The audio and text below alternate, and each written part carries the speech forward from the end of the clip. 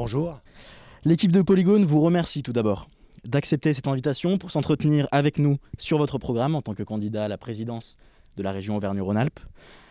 Alors tout commence en 1958, je ne parle pas de la Ve République, mais bien de votre naissance à Alger, Bruno Bonnel. Vous arrivez en métropole à Villeurbanne à l'âge de 8 ans, vous passez votre bac à l'âge de 16 ans. Vous faites maths sup maths spé au lycée La Martinière, Montplaisir, avant de suivre une formation d'ingénieur à l'ESCP Lyon.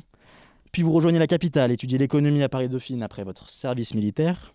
À l'orée des années 80, vous intégrez Thomson comme ingénieur, entreprise au sein de laquelle vous participez à la création du premier ordinateur familial, le TO7. Et date fondatrice, 1983. Vous cofondez Infogrames, première société française dans le jeu vidéo. Le succès est retentissant. En 1995, vous êtes élu entrepreneur de l'année par le Nouvel Économiste. Visionnaire, vous lancez le premier fournisseur d'accès à Internet, Infony. En 2001, Infogrames rachète Hasbro, Atari. Le chiffre d'affaires atteint alors 670 millions d'euros. Mais vous connaissez aussi l'échec. L'entreprise connaît une décennie sans bénéfice et vous êtes démis de vos fonctions de PDG en 2007. Alors vous connaissez aussi le rebond. Après les jeux vidéo, la robotique. La même année, vous prenez la tête de Robopolis. En 2010, vous écrivez même Vive la Révolution, une nouvelle étape pour l'humanité. Toujours dans la robotique, vous êtes fondateur du fonds d'investissement Robolution Capital depuis 2012. À noter également comme un clin d'œil peut-être de votre goût pour le théâtre. Un passage en télé dans The Apprentice en 2015, émission dans laquelle vous vous muez, alors je ne sais pas si ça vous plaira, mais en Trump français. Et puis la transition en politique s'opère cette même année, à partir de 2015, quand le gouvernement vous donne la mission d'organiser la filière robotique française. Un an plus tard, aux côtés de votre camarade Gérard Collomb, vous vous lancez pleinement en politique et faites campagne pour En Marche dès 2016. En 2017, les citoyens villeurbanais vous envoient à l'Assemblée nationale face à Najat Vallaud-Belkacem. Vous êtes depuis député, membre de la Commission du développement durable et de l'aménagement du territoire. En addition à votre adhésion à La République En Marche, vous rejoignez le mouvement radical, social et libéral, duquel vous êtes président depuis 2019. Alors aujourd'hui, vous candidatez au, je vous cite, plus beau poste de la République, président de la région Auvergne-Rhône-Alpes. Alors tout d'abord, première question. Dans un air de 2017, vous présentez une liste dont 55% des candidats proviennent de la société civile. Les candidats restants provenant des 4 partis, LREM, Modem, Agir et Parti radical. Alors concernant ce renouvellement de la classe politique, vous parlez souvent d'oxygénation. Alors je vous le demande, puisque vous en êtes témoin, depuis 2017, est-ce qu'on respire vraiment mieux à l'Assemblée ?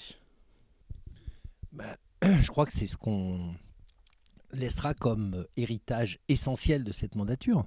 C'est qu'on a une Assemblée qui ressemble beaucoup plus au pays que ce qu'étaient les assemblées nationales ou les mandatures précédentes. J'ai l'habitude de dire que le moule à député a été cassé, parce que c'était un moule. On avait toujours les mêmes logiques. On devenait d'abord assistant parlementaire, puis on avait le droit de éventuellement postuler à un poste local, puis on passait à l'Assemblée nationale pour éventuellement être vice-président ou président de commission. Aujourd'hui, vous avez 50% de l'Assemblée qui sont des hommes, des femmes, répartis de façon quasi paritaire. Et vous avez des représentants de toute la société, dont des gens qui n'avaient jamais eu, comme moi, de parcours politique ni de carte. Donc oui, c'est une véritable oxygénation, au sens littéral du terme. On a amené un souffle d'air frais nouveau. Alors, on a entendu parler de godillot, d'incompétence, d'inefficacité. Moi, je constate 80 textes de loi fondateurs plus tard, que pour des godillots et des incompétents, on a siégé plus dans cette mandature que dans toutes les mandatures précédentes réunies. On a mis en place des fondations d'une nouvelle société. Il y a eu des erreurs, il y a eu des manquements, il y a eu des retards, mais on peut vraiment dire qu'il faut continuer ce travail d'oxygénation. C'est pour ça que je veux l'amener au Conseil régional. D'accord. Chose rare en politique également. Vous parlez d'une vision à 30 ans et cela mérite d'être souligné, un peu à l'image du tatou d'Infogrames, symbolisant la pérennité par l'adaptation. Alors d'abord sur cette vision à 30 ans, je vous ai entendu vouloir mettre des étoiles, faire rêver. Alors permettons-nous de rêver. En 2050, votre région Auvergne-Rhône-Alpes, elle ressemble à quoi ? Vous savez, je veux en faire une région modèle du savoir, du savoir-être et du savoir-faire. Le savoir, ça veut dire qu'il faut absolument qu'on retrouve dans une vision à long terme l'idée que c'est bien le savoir, la culture, la formation qui est à l'origine de toute renaissance. Ça a été vrai du temps de François Ier au Moyen-Âge jusqu'à les révolutions de la peinture moderne, du dadaïsme, du surréalisme après la Première Guerre mondiale. On a changé le regard sur le monde.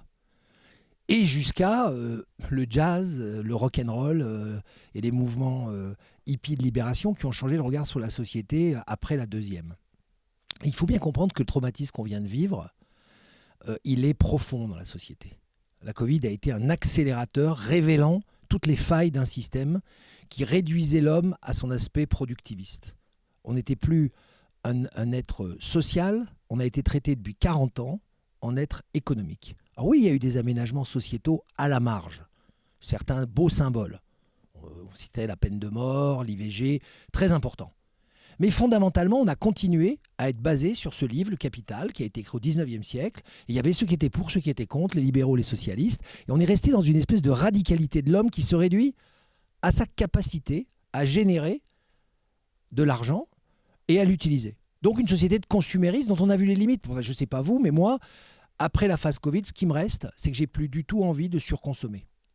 C'est ça la tendance qu'on a vu arriver avec les tendances écologiques qui se trompent de nouveau de chemin en faisant de l'extrémisme, à mon avis. C'est-à-dire, bien, tout le monde est écologique. Tout le monde est d'accord pour prendre conscience qu'il y a une limitation des ressources qu'il faut gérer. Mais par contre, nous sommes naturellement, organiquement des êtres de croissance. Donc il faut qu'on gère cette croissance et qu'on n'essaye pas d'enfermer les gens dans une espèce de bonheur contraint au nom de « on est foutu, on mange trop ». Donc je crois que la vision à 2050, c'est vous qui allez la faire, vous les générations qui ont 25 ans aujourd'hui. Pourquoi ? Parce que c'est ça la politique, c'est planter des forêts, pas des gazons. C'est attendre que les arbres poussent. Donc c'est parier sur les jeunes. Mais pas un pari électoraliste parce qu'ils sont plus faciles à manipuler ou à séduire. Un pari de responsabilité et d'émancipation. Et le devoir de personnes de mon âge en politique, c'est d'être des passeurs. Donc la région dont je rêve à 2050, j'aurai 92 ans. J'espère ce jour-là pouvoir dire, de ne plus jamais dire c'était mieux avant. Également, la leitmotiv de votre projet régional, on pourrait dire que c'est l'unité qui revient très souvent. Alors je m'interroge, d'une part, comment s'y prend-on pour faire une région unie, mais surtout, et que j'ai trouvé très intéressant, pour faire des Oralpins. On commence par essayer justement de donner un nom aux gens qu'on veut unifier. C'est pour ça que le mot Oralpes n'est pas pour changer le nom de la région. Il est très beau ce nom, Auvergne-Rhône-Alpes, moi ça me va très bien. Mais par contre, les gens qui habitent cette région sont des Oralpins. Et on peut être Dromois et Oralpins, on peut être Ardéchois et Oralpins. On doit avoir une espèce de conscience collective, un peu comme en Suisse. Vous voyez, en Suisse, les cantons, chacun a son identité. Les Vaudois, les Genevois, les Uriquois, il n'empêche que eux s'appellent les Suisses. Et donc nous sommes des Oralpins, c'est déjà affirmer une identité. Ensuite, il faut traiter ce territoire de façon totalement équitable. C'est-à-dire pas à faire ses préférences, soit pour des raisons politiques, soit pour des raisons culturelles, soit pour des raisons historiques. Et donc le fin fond du Cantal doit être traité de la même manière que le quartier le plus central de la métropole de Lyon. Troisièmement, il faut donner des chances aux gens du territoire de le découvrir et de pouvoir s'y exprimer. C'est pour ça que le maillage territorial, qu'il soit physique, qu'il soit virtuel, est en haut de l'affiche, en haut des priorités. La deuxième chose, c'est qu'il faut, par rapport à cette circulation des idées et des femmes et des hommes, il faut pouvoir donner des chances sur ce territoire de collaborer et d'arrêter, quand on est aux frontières ouest du territoire, de regarder plutôt vers l'Aquitaine ou vers la Bretagne, et quand on est aux frontières est, vers la Suisse ou vers la Bourgogne-Franche-Comté. Il faut qu'on ait une espèce de réflexe oralpin. Et ça, c'est un travail, les Anglais appellent ça le nudge, nous on appelle ça peut-être le monsieur plus, le petit coup de coude, qui va permettre aux gens de dire, mais finalement, l'option oralpine, c'est peut-être une option à considérer, pas par un quota, mais par un réflexe. Et ce réflexe-là, qui est du domaine culturel, comment le susciter ? Parce que vous avez parlé à un moment du pays des Schtroumpfs pour montrer que ne suffisait pas pour faire une région Auvergne-Rhône-Alpes de simplement mettre des panneaux et de donner ce nom. Comment essayer de susciter ce côté culturel parmi les citoyens oralpins ? Alors déjà, il faut...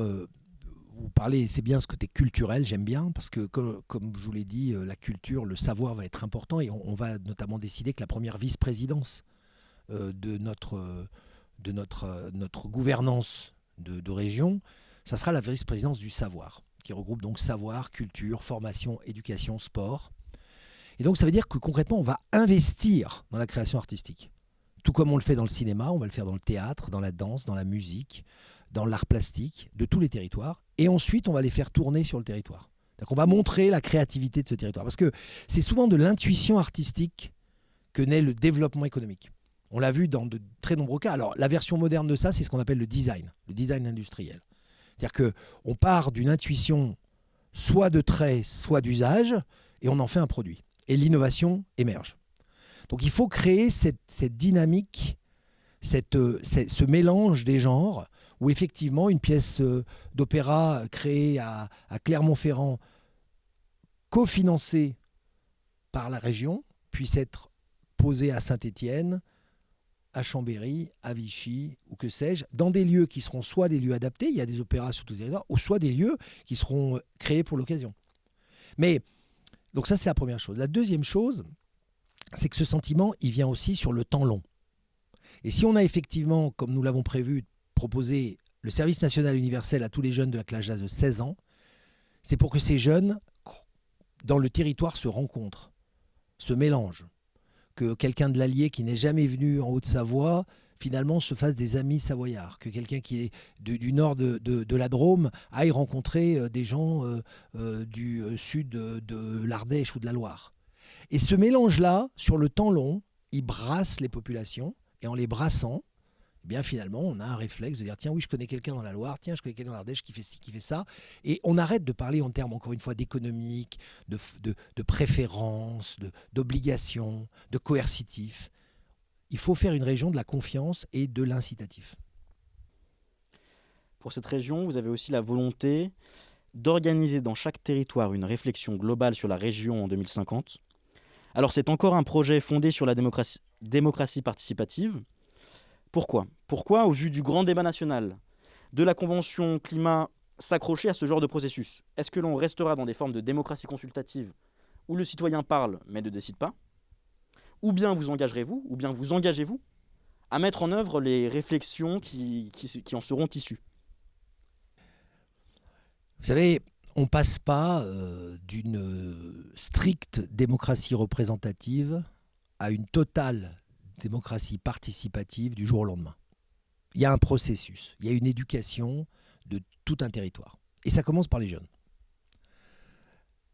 Si j'ai une remarque à faire sur la fameuse convention citoyenne, je pense qu'elle a raison à 100%. Et je pense que le président a eu raison de dire tout ce que vous avez décrit là décrit bien un futur.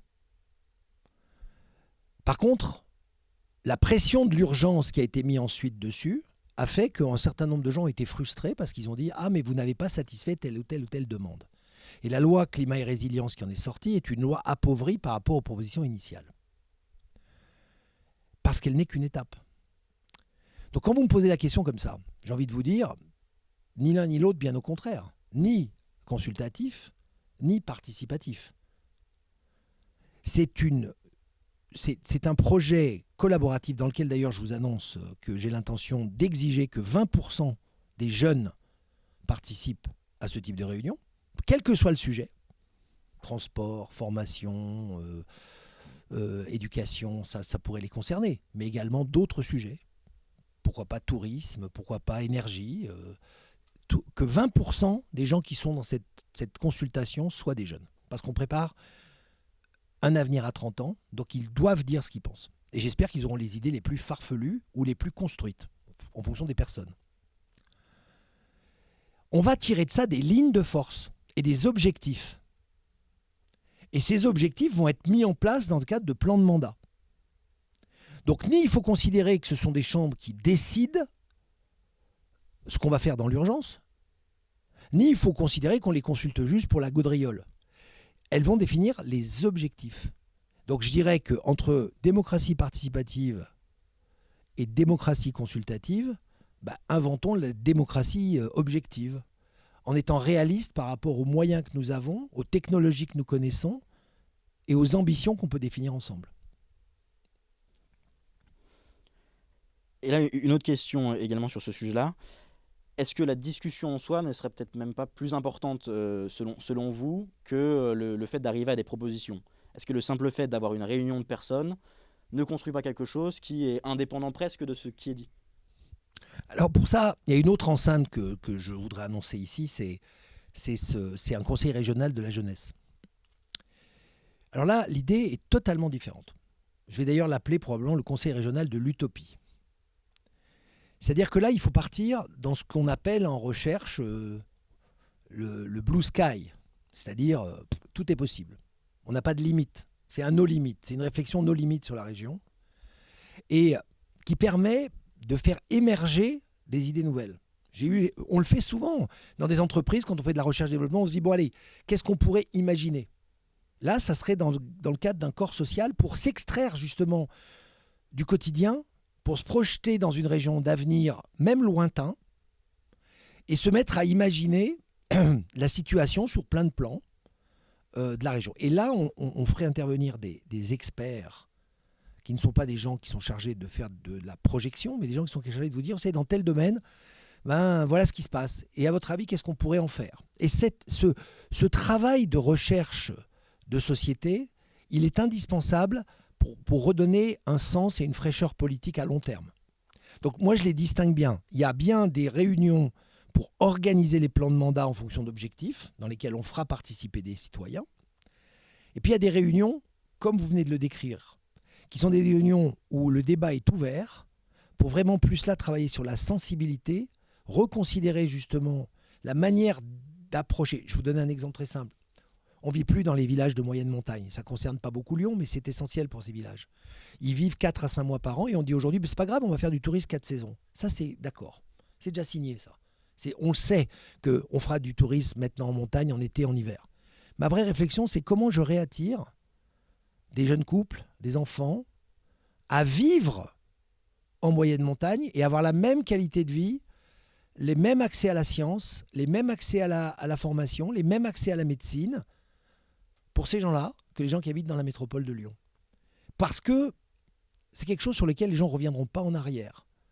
Et s'ils ne sont pas dans ces villages, parce qu'ils ne sont pas connectés, ils ne sont pas maillés, parce qu'ils ne trouvent pas l'école qui va bien, parce qu'ils ont peur pour leurs vieux jours avec la médecine, et pourtant, la qualité de vie y est remarquable. Donc si on pouvait faire glisser cette idée de dire on limite notre vie à notre capacité, à notre pouvoir d'acheter, pas le pouvoir d'achat, le pouvoir d'acheter pour aller vers une qualité de vie, mais il faut que les structures institutionnelles offrent, en tout cas, les mêmes chances, équité, aux gens qui habiteraient en moyenne montagne qu'aux gens qui habitent dans les cœurs de ville. Alors, l'unification de cette jeune région Auvergne-Rhône-Alpes, elle se fait aussi en réduisant les temps de trajet entre les zones géographiques.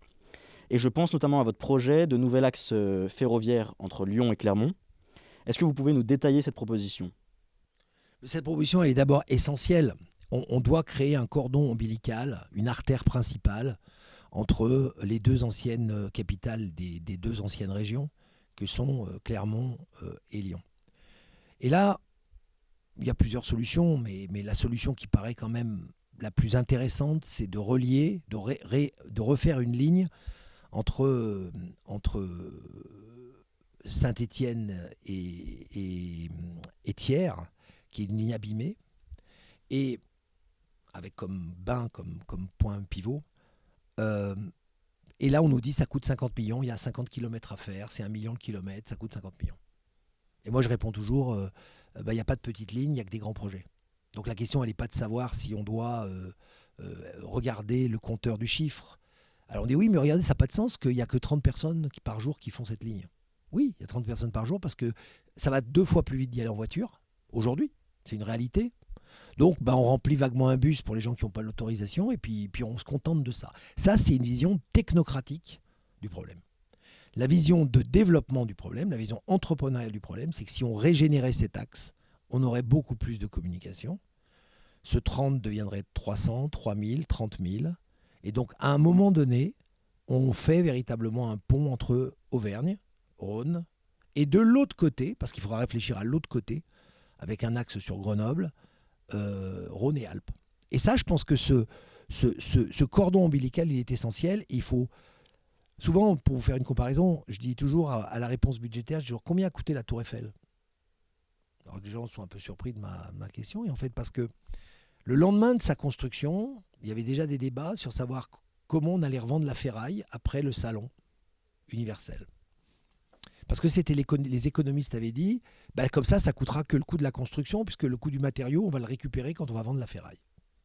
Et puis est arrivée la radio. On s'est dit, ça pourrait être une antenne pas mal. Puis est arrivé les analyses sur la météo. Ah tiens, on va garder la météo. Puis finalement, c'est devenu le bâtiment le plus visité de France. Donc, tout ça pour vous dire que c'est quand on initie un projet, comme un grand projet, qu'on a des conséquences de ce que ça rapporte qui sont beaucoup plus intéressantes que ce que ça peut coûter. C'est comme ça qu'il faut raisonner quand on est une institution.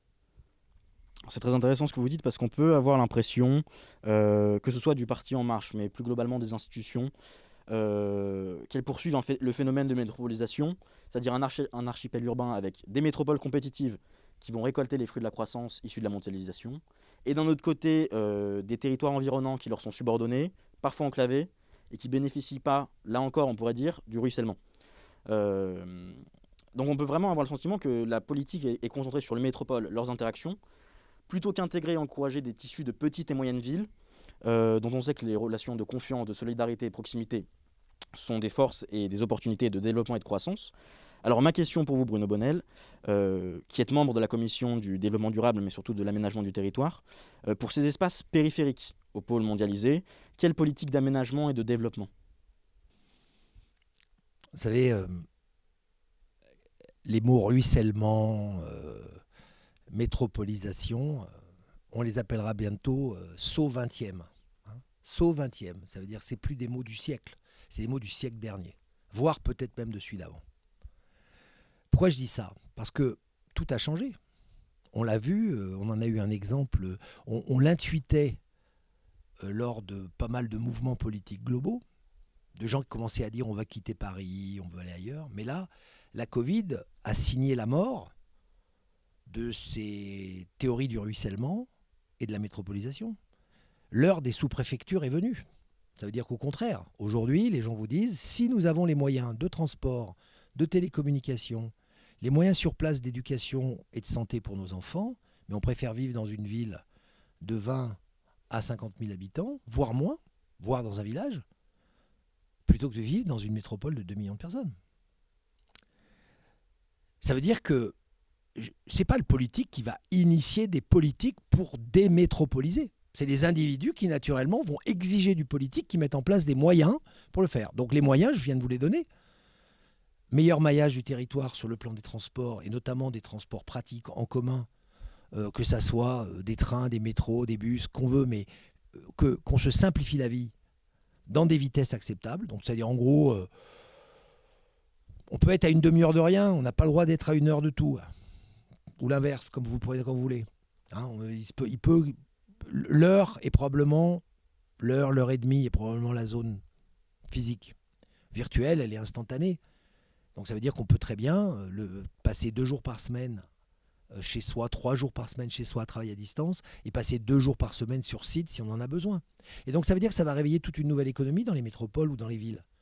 Celle des tiers-lieux, celle des espaces de coworking, celle des bureaux intermédiaires. Donc ça veut dire que peut-être une régénération de l'hôtellerie qui va trouver des nouvelles activités avec des gens qui disent moi je viens dormir 2 nuits par semaine ici parce que je ne vais pas me payer un logement, je ne vais pas saturer le marché des studios, mais avec une offre qui va être différente. Donc là, encore une fois, on régénère complètement la manière de travailler, la manière de vivre, mais le politique là-dessus, il est un facilitateur. D'ailleurs, le rôle, si tous les politiques arrêtaient de penser qu'ils inventent tout, la vie serait plus simple. Nous, on est juste les témoins d'une évolution de société et on doit apporter des réponses pratiques en tant que catalyseur, accélérateur et fournisseur de moyens. On doit s'arrêter là. C'est ça le rôle de la région. Le reste, c'est du folklore ou de la com. D'où mon histoire de pays des Schtroumpfs, pour revenir vers vous. Parce que vous savez, l'Empire romain, devant chaque village gaulois, il plantait l'aigle royal avec SPQR. Ça n'a pas changé les Gaulois d'être des Gaulois. Et ils n'avaient aucun respect pour l'Empire romain. Par contre, les villes dans lesquelles il y a eu des gens qui ont construit des choses et qui ont véritablement participé à la construction d'une identité, la Gaule en l'occurrence, oui, là il s'est passé quelque chose. Ça part toujours des gens, ça part jamais des autorités qui essayent d'imposer. Jamais. Autre question très, très succinctement. Il y a eu un projet des Canadiens de Transpod pour un hyperloop entre Lyon et Saint-Étienne. Est-ce que là, vous, en tant que président de la région Aura, est-ce que vous pourrez être un facilitateur pour l'implantation d'un hyperloop pour Lyon-Saint-Étienne ou ailleurs dans la région? Mais moi, je serais un facilitateur de toute innovation. La ligne Lyon-Saint-Étienne, ça a été la première ligne de train au monde et ça a été la première autoroute urbaine en France. Pourquoi pas la première Hyperloop? C'est pas la question. La question, en tout cas, c'est qu'entre Lyon et Saint-Étienne, aujourd'hui, il y a 100 000 personnes qui transitent. On sait qu'à 2050, il y en aura 200 000. Il faut de toute façon trouver une solution. Hyperloop, drone, dirigeable, A45, je sais pas. Mais il faut trouver une solution de volume et non pas une solution gadget. On reste dans un domaine qui vous est familier, la technologie. Vous avez déjà annoncé le maillage territorial 4G, 5G pour l'ensemble de la région.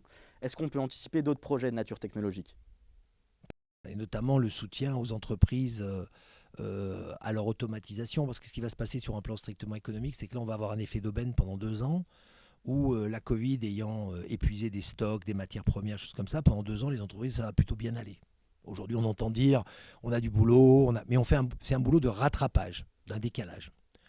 Donc il est très important dans cette période, et grâce notamment à France Relance, d'encourager l'investissement dans les gains de productivité qui passent par de la numérisation, qui passent par de l'automatisation, de la robotisation. Donc là, il faut vraiment que la région soit derrière les entreprises pour leur dire, ne vous contentez pas de simplement mettre à niveau, faites un pas d'avance pour rester compétitif pour les années qui suivent. Parce que par contre, je suis persuadé que cette région qui a des centres de formation d'excellence, qui a des entreprises d'excellence, qui a des réseaux commerciaux d'excellence, est très en retard parce que la région ne s'intéresse pas à l'économie aujourd'hui, ne s'intéresse pas à l'économie, je l'affirme, ça ne les intéresse pas, alors que c'est quand même quelque chose d'assez essentiel pour la région, mais parce que la région ne les soutient pas. Avec moi, la région aura comme priorité, je l'ai dit, savoir, culture, parce que c'est l'intuition artistique, mais c'est aussi l'innovation. Donc oui, on va s'intéresser aux entreprises et l'objectif, c'est d'avoir une croissance à 2 chiffres par an pendant toute cette mandature, ce que je pense être tout à fait faisable. Alors restons dans le domaine des communications politiques cette fois. Vous avez livré un des slogans de campagne pulsé, positif, uni, libre, solidaire, européen, responsable. C'est la lettre E qui m'intéresse particulièrement, européen. Concernant la région, comment lui donner ce caractère européen? La question est notamment sur les coopérations interrégionales transfrontalières. Comptez-vous et comment allez-vous développer les coopérations avec les régions italiennes du Piemonte, Valle d'Aosta et même des cantons suisses de Genève ou de Vaud? D'abord, il faut accélérer le plus qu'on peut. Bon, il y a des contraintes technologiques, mais le Lyon-Turin, c'est même pas un débat. À la fois pour des raisons écologiques, puis encore une fois pour un cordon ombilical avec le sud de l'Europe. Lyon, notamment la métropole de Lyon, je réduis un peu la région là, elle est née du commerce avec l'Italie. Il suffit de se balader dans Saint-Jean, on voit bien que les styles italiens, les ocres rouges, l'architecture, tout ça, ça fait partie des racines lyonnaises.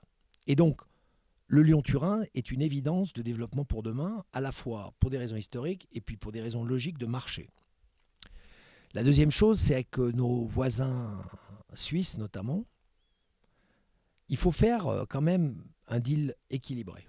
On ne peut pas être la région qui forme des dizaines de milliers de gens dans des compétences pointues pour que, une fois qu'ils aient leur diplôme en poche, ils passent la frontière en toute impunité et ils aillent travailler en Suisse, tout en gardant généralement leur conjoint en France, parce que du coup, il y a la sécu avec le conjoint et il y a les avantages en Suisse. Ça, c'est pas faire. Et moi, je veux une région équitable. J'ai pas de problème sur la liberté de transport des transfrontaliers. Attention, c'est pas ce que je veux dire. Au contraire, chacun est libre de sa vie.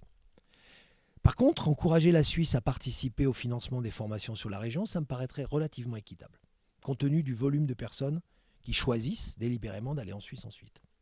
Donc ça veut dire qu'il faut avoir des relations avec ces territoires frontaliers qui soient amicaux, mais qui disent la réalité des choses. Si la France et notamment la région Auvergne-Rhône-Alpes est un territoire d'excellence pour former des gens, pas de problème. Et s'ils ont besoin de ce type de personnes, pas de problème. Comment aident-ils dans les moyens de cette formation, très concrètement, c'est-à-dire d'investir de l'argent pour que nos formations soient d'excellence? Là, les choses s'équilibreront. Et moi, je pense que c'est ce rapport-là qu'il faut avoir. C'est un rapport de franchise. Un ami, un pays ami, c'est fait pour dire la vérité, la sincérité, et ça ne remet pas en question on ne va pas aller se fermer les frontières ou se faire la guerre. On va juste dire, attention, moi j'ai constaté quand je vais en Savoie, Haute-Savoie, j'ai dit oui, mais on forme nos gars là, et puis hop, ils passent de l'autre côté parce qu'effectivement, moi je comprends à titre individuel. Si je gagne 2 fois plus d'argent en passant la frontière, je vais me poser la question. Par contre, comme on ne peut pas juste jouer sur la motivation des gens à dire non, je vais respecter le contrat et je vais rester en France, parce que ça, je pense que chaque expérience humaine est différente, on doit par contre compter sur les institutions du pays pour dire oui, alors on va aider à financer ces formations-là, parce que c'est vrai, objectivement, qu'on les récupère. C'est vrai pour ici, c'est vrai pour les territoires du Grand Est ou de Bourgogne-Franche-Comté avec l'Allemagne. Hein. C'est pareil.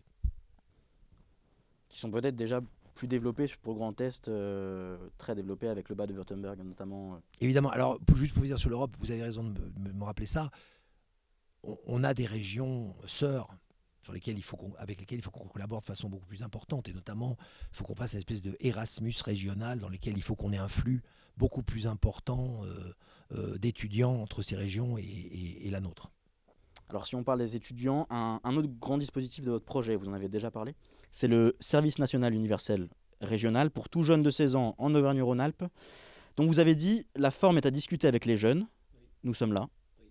Alors plusieurs questions. Quelle est votre vision d'application de ce projet? Pour quelle durée? Et surtout pour quels effets? Pensez-vous que c'est par un SNU qu'on développera plus de civisme chez les jeunes? J'en suis persuadé. Et ne mélangeons pas tout.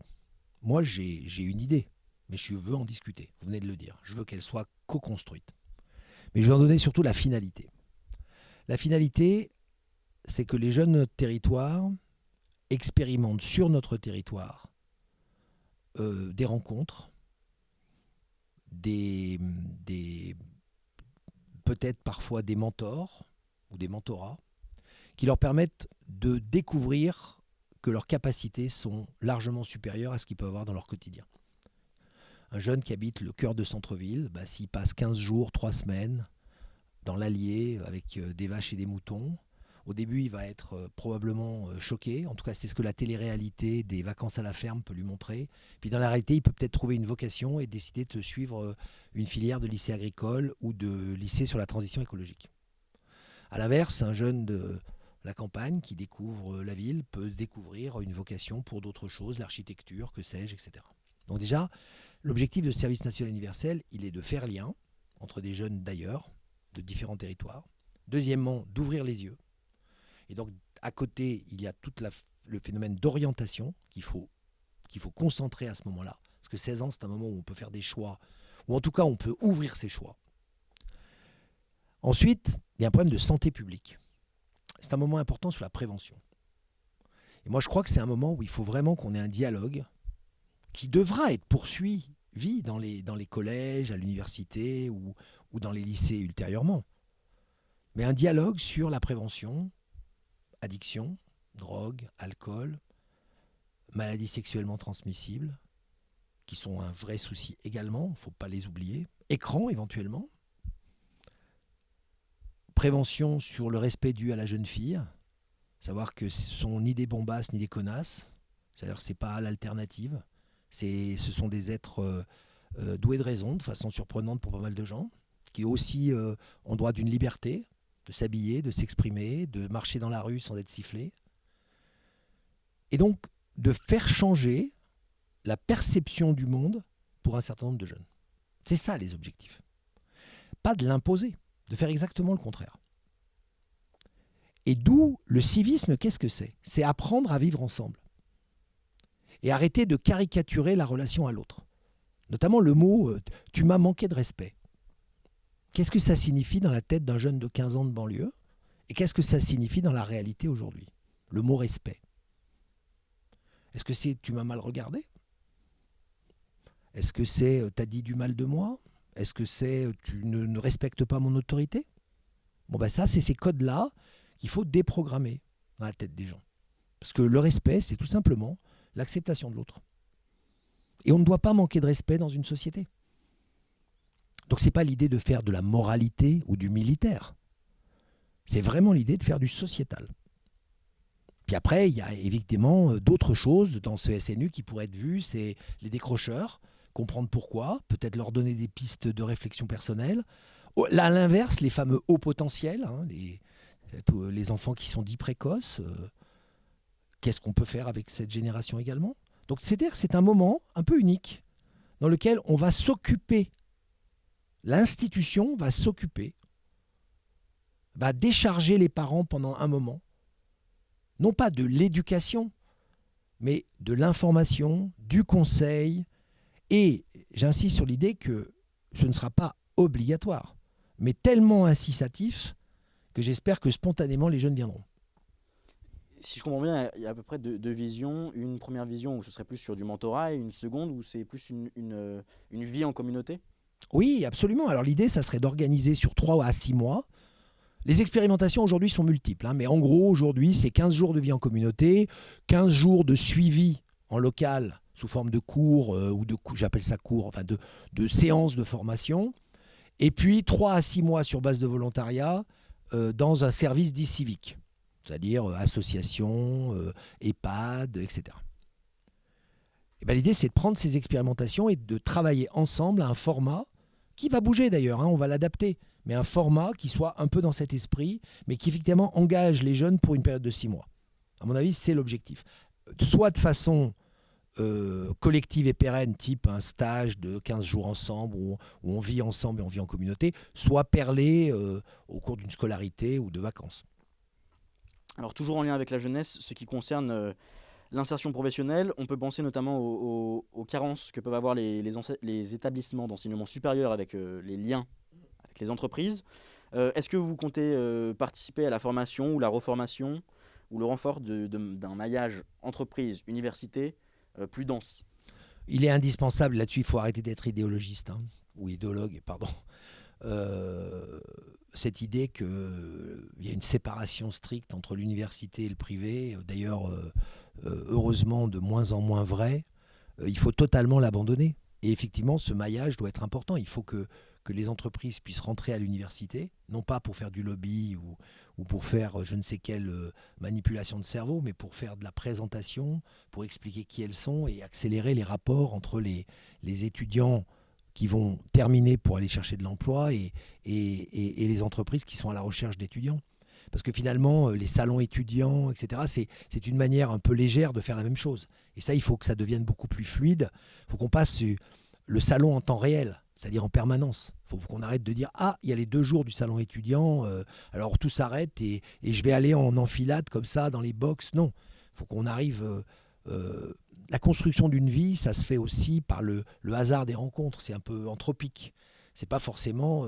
c'est aujourd'hui que je vais décider de ma future carrière. Ça peut être justement par le hasard d'un entrepreneur qui rentre dans une université, qui explique un projet, et les gens disent « Ah bah oui, je suis inspiré par ça, j'ai envie d'y aller. » Donc oui, bien sûr, le maillage. Et ça passe tout simplement par une discussion avec les responsables des universités ou de toute forme d'enseignement et les encourager de toutes nos forces à inviter la société civile, oxygénation, à l'intérieur de la société de la formation.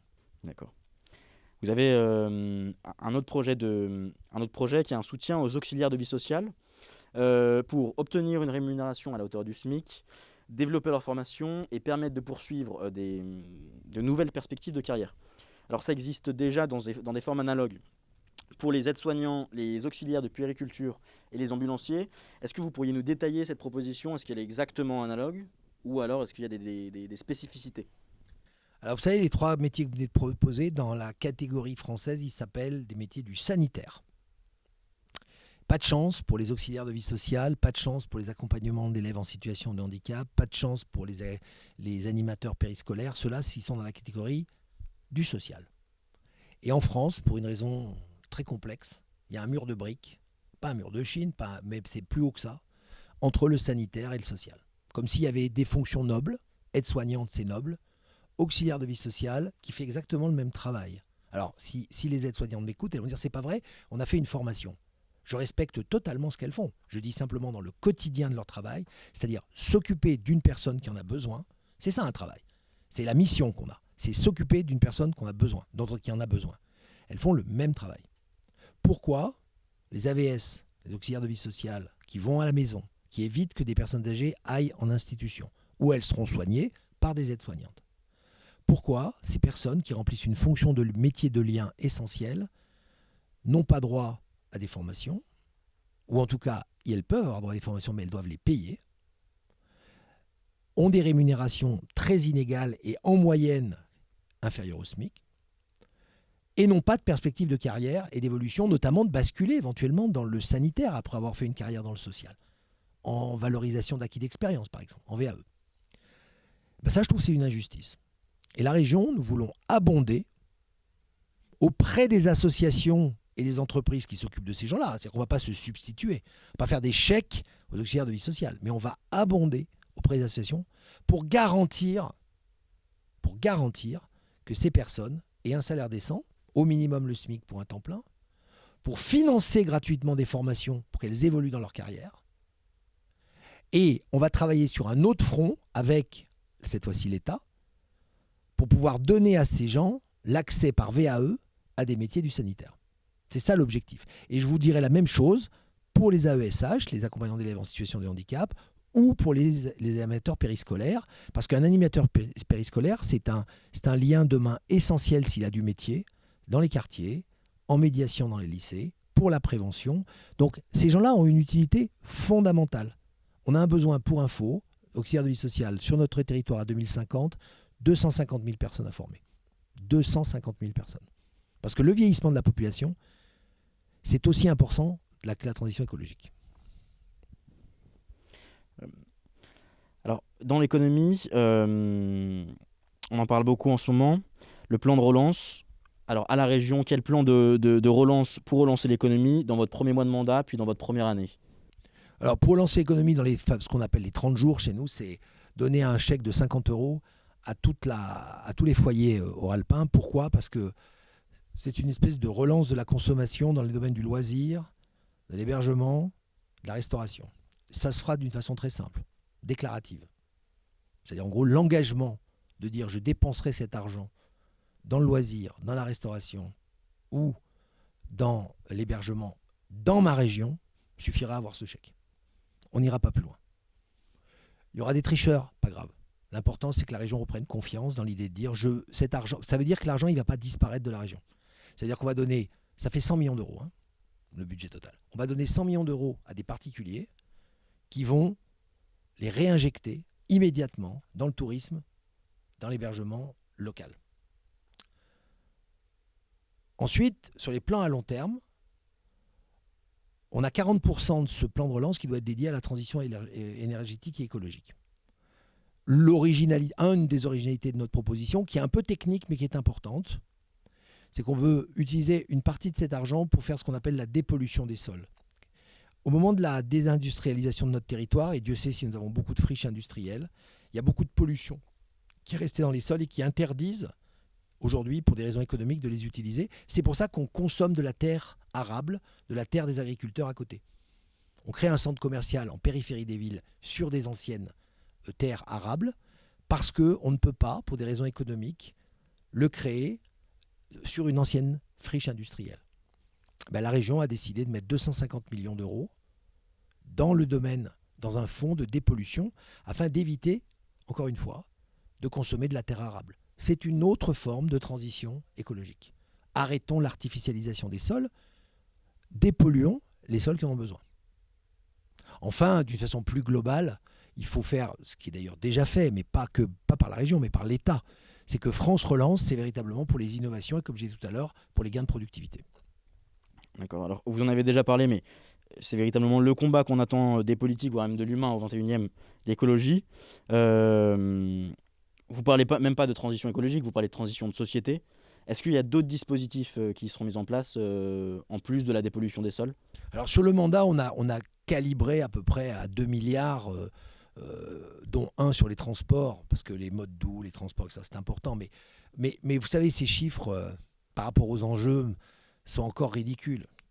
Moi, je le dis très sincèrement, c'est juste que le budget de la région, c'est 4 milliards. Quand on dit on consacrer sur un mandat déjà 2, c'est un énorme. Ça veut dire, la symbole, c'est un énorme effort. Euh, Moi, j'ai envie de le co-construire avec les spécialistes, soit du bâtiment, soit du transport, etc. C'est qu'à un moment donné, on peut pas. Un président de région, c'est pas quelqu'un qui va décider dans une démocratie moderne de chaque détail de ce qui va se passer. Il donne des grandes orientations. Je viens de vous le dire. On arrête d'artificialiser. On fait de nouvelles égalités sur les territoires. On pousse à la relocalisation sur les villes moyennes en encourageant. Ces mesures-là, maintenant, doivent être accompagnées de discours locaux pour dynamiser. Il ne faut pas réduire la transition écologique à une transition. C'est un bouleversement de société. Donc ça va se faire sur le temps long. Encore une fois, la réflexion, elle est sur une génération, elle n'est pas sur un mandat. Mais il faut les engager pour 5. Ce mandat doit être l'engagement des 5 prochains. Et moi, je ne compte pas être là au 5e. C'est noté. Alors, j'ai trouvé quand même un point moins récurrent dans vos interventions, ou en tout cas qui vous est moins posé, vous avez moins eu le temps de parler, celui de la culture. En commentaire du bilan du président Wauquiez, vous disiez « Sur la culture, c'est pas la peine d'en parler, c'est une catastrophe ». Alors je pense que c'est la peine d'en parler, qu'il vaut la peine d'en parler. Pour nuancer le propos, rappelons que pour la culture, la région Auvergne-Rhône-Alpes sous Wauquiez, c'est un budget qui augmente de 20% et qui atteint 75 millions d'euros. Une dizaine de millions d'euros pour le rachat, mais surtout la rénovation du musée des tissus qui courait à sa perte. Et enfin, 32 millions d'euros d'aide au secteur culturel pour faire face à la crise. Alors vous ajoutiez, réveiller les forces culturelles de notre région est essentiel. Comment se traduit ce réveil ? J'aime bien les chiffres que vous avez donnés, parce que c'est l'art de la com. Les 32 millions d'aides au secteur culturel, pardon, mais l'État n'y est pas pour rien. Les rénovations de bâtiments et du musée des tissus, ça s'appelle le patrimoine. Ça ne s'appelle pas investir dans l'innovation artistique. Ça ne s'appelle pas investir dans la création artistique. Ça ne s'appelle pas s'intéresser aux artistes. Ça s'intéresse, c'est repeindre des bâtiments. Je ne peux pas être d'accord avec ça. C'est-à-dire que les chiffres, on leur fait dire ce qu'on veut. D'ailleurs, vous avez remarqué que je ne vous ai pas donné de chiffres, moi. Je vous ai dit, je veux mettre la culture au centre de notre développement. Parce que ça veut dire, je vais vous faire du macronisme. Ça sera un peu du quoi qu'il en coûte. Si les idées sont là, il faudra qu'on trouve les moyens de les mener à bien, sans tabou. Peut-être avec des partenariats publics-privés, avec des effets de levier sur l'État, avec aller chercher de l'argent à l'Europe. Mais arrêtez d'être fiers de bilans chiffrés qui n'en sont pas. Moi, je parle aux artistes, je parle aux auteurs, je parle aux gens. Ils me disent, mais on n'est pas du tout aidé là-dessus. On est aidé, oui, rénovation du musée des tissus, 10 millions. Peut-être qu'il en avait besoin, j'en sais rien. Je vous dis, j'en sais rien. Ça veut dire peut-être, oui. Mais ça rentre dans l'idée de dire, ça c'est de l'aménagement du territoire. C'est pas de la culture, ça. Rénover un musée, c'est de l'aménagement du territoire. C'est comme rénover un lycée, c'est pas de l'éducation. C'est à l'aménagement du territoire. Alors que là, on est en train de parler de l'investissement dans la culture, dans ce qu'elle a d'essentiel, c'est la création artistique.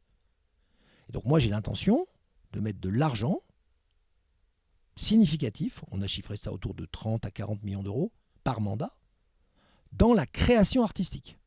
C'est-à-dire de dire, j'investis dans une compagnie de danse pour son nouveau spectacle, j'investis sur un jeune artiste pour ses nouvelles créations artistiques parce que je lui donne les moyens de le faire en sérénité, en locaux, en moyens financiers, en exposition, etc. J'investis. Et je fais le pari que c'est ce foisonnement artistique qui va donner une couleur à notre région et la rendre encore plus attractive pour d'autres artistes, pour des industriels qui diront mais là il se passe vraiment quelque chose. Nous sommes une terre d'innovation et l'innovation elle commence par l'intuition artistique. Donc on doit commencer par le commencement. Repeindre les musées, oui nous le ferons. Ça fait partie, j'allais dire, du business as usual de la culture parce que justement on a toujours dit business et culture. C'est pas le sujet. Ce n'est pas le sujet. Le sujet c'est la création artistique. Dernière question. À quelle gouvernance de la région peut-on s'entendre ? Vous satisfaisez de la gestion actuelle de Laurent Wauquiez, plus ou moins, et de l'autre côté, vous déplorez l'absence de vision. Alors, je vous demande quel président de région comptez-vous devenir ? Vous savez, j'ai été entrepreneur pendant 40 ans. La gestion, c'est une condition absolument nécessaire de l'entreprise. Même dans votre vie quotidienne, votre gestion de portefeuille, votre compte en banque vous permet de faire des choses. Vous devez le gérer. Mais l'essentiel pour un président d'institution, c'est la vision. C'est où est-ce qu'il emmène l'ensemble des concitoyens qui l'ont choisi, où est-ce qu'il les emmène, dans quelle vision d'avenir? Quels sont nos choix aujourd'hui? Est-ce qu'on a envie d'avoir une vision d'avenir désespérante, angoissante, où on est foutu, on mange trop, où la santé, on ne vit qu'avec le baromètre de la santé et de la sécurité sur les yeux, qui sont des symptômes et qui ne sont pas les causes du problème. Cause du problème étant d'élever la société, de l'éduquer, le civisme, etc. Est-ce que c'est un choix de regarder dans le rétro et de dire c'était mieux avant en permanence? Ou est-ce que c'est de dire je fais un pari, qu'on est à une phase de renaissance? Je fais même pas un pari, je fais une constatation qu'on a une phase de renaissance et qu'on bascule, et grâce à la jeunesse, qu'on bascule vers une manière de vivre totalement différente et qui sera mieux. Donc est-ce qu'on veut la région du mieux ou la région de c'était mieux avant? Moi, je choisis la région du mieux. Donc moi, ma présidence, elle a pour objectif d'animer un groupe de femmes, d'hommes, de concertation, pour dynamiser, révéler cette région, parce que le triptyque prospérité, équité, fraternité doit nous guider. Oui, il faut développer de l'activité humaine, intelligemment, en respect de la nature, de façon responsable, en collaboration avec l'Europe, en collaboration avec l'État. Il faut que le partage de la valeur soit équitable sur les territoires, sur les individus, entre les hommes et les femmes, sans distinction, sans discrimination, afin de créer les conditions d'une fraternité dans laquelle on se regarde les uns les autres, non pas en dépendance et en pouvoir, mais en respect. Bruno Bonnel, nous vous remercions d'avoir accepté cet entretien. Merci également à l'Université Jean Moulin Lyon 3 pour la mise à disposition du lieu et de son matériel. Chers téléspectateurs, merci à vous qui nous avez regardés. Retrouvez-nous sur Facebook, Instagram et polygone.org. C'était le grand entretien de Bruno Bonnel pour Polygone. Bonne journée à tous. Merci à vous.